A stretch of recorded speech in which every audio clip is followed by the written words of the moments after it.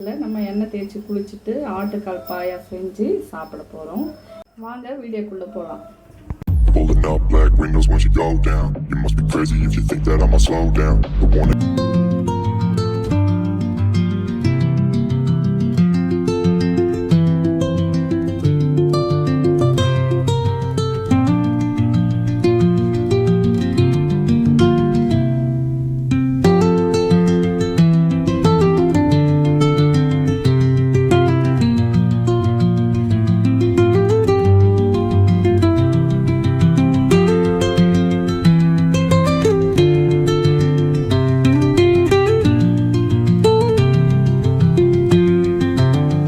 ஆட்டுக்கால் செய்யறதுக்கு நம்ம ஒரு நல்ல ஒரு குக்கர் எடுத்து வச்சுக்கலாம். நம்ம ஏற்கனவே ஆட்டுக்கால் வேக போட்டு எடுத்து வச்சுட்டோம். தேங்காய் எண்ணெய் வேணுன்றவங்க தேங்காய் எண்ணெய் ஊற்றிக்கலாம். நான் நார்மலாக ரீஃபைண்ட் ஆயில் தான் ஊற்றிக்கிறேன். பட்டை, லவங்கம், சோம்பு, ஏலக்காய், பிரிஞ்சி இலை இது நம்ம சேர்த்துக்கலாம்.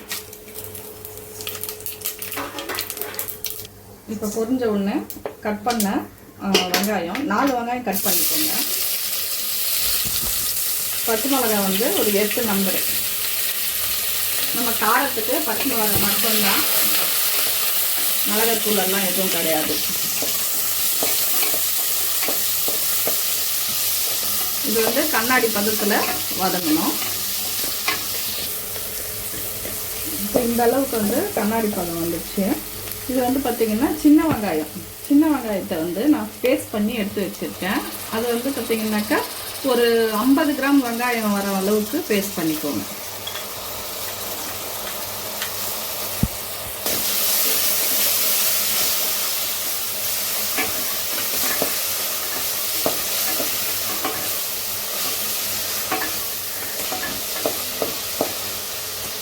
இஞ்சி பூண்டு பேஸ்ட்டு நான் இஞ்சி பேஸ்ட்டும் கொஞ்சம் வச்சுருக்கேன், கொஞ்சம் தட்டியும் வச்சுருக்கேன்.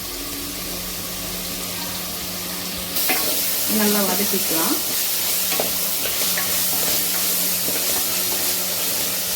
என்ன சக்தி வாசனை வருதா கம்ம கம்மன்னு? இது பார்த்தீங்கன்னாக்கா பாதாம், முந்திரி, கசகசா 3த்தையும் ஊற வச்சுட்டு நான் அரைச்சி வச்சுருக்கேன். அதை இப்போ போட்டுக்கலாம்.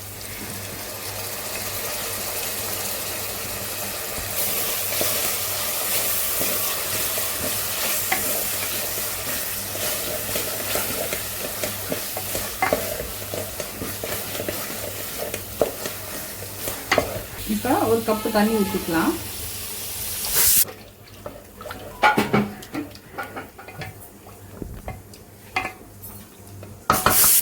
இப்போ நம்ம வேக வச்ச ஆட்டுக்காலை இதில் சேர்த்துக்கலாம். தண்ணியோட சேர்த்துக்கோங்க.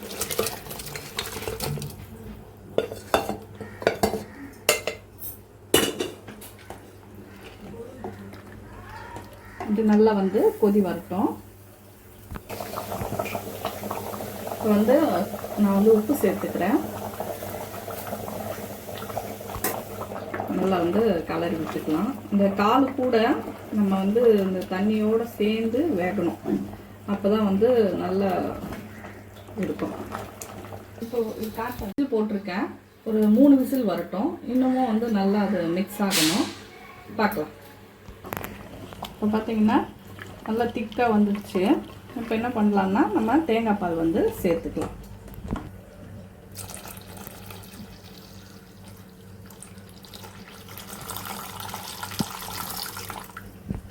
இப்போ கொஞ்சம் புதினா தழையும் கொஞ்சம் கொத்தமல்லியும் சேர்த்துட்டு ஒரு மூடி வச்சுட்டு திறக்கலாம். அவ்வளோதாங்க, சூப்பராக பாயா ரெடி ஆகிடுச்சு. இப்போ சாப்பிட ரெடி. அவ்வளோதாங்க, இட்லி தீபாவளிக்கு சாப்பிட தயாராகிடுச்சு. வாங்க சாப்பிடலாம். பாய். இந்த வீடியோ